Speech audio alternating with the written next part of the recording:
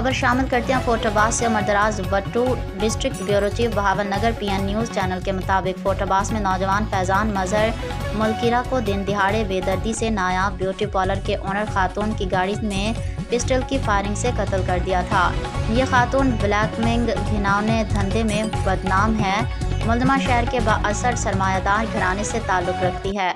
अभी से मुलजमान पार्टी की तरफ से डील और ढील चमक से इंसाफ खरीदने की बातें हर खास आम की ज़ुबान पर हैं और शहर के नाम निहाद अशराफिया और मुबैना तौर पर मकामी पुलिस के मुलाजमीन इस कत्ल को खुदकुशी करार देने की कोशिश कर रहे हैं। चमक डील ढील तो काम कर गई तो फिर कत्ल के इस केस की तफ्तीश पर सवालिया निशान भी ज़रूर उठेंगे। सवाल उठता है कि क्या मकतूलैन के वर्सा को इंसाफ मिल पाएगा।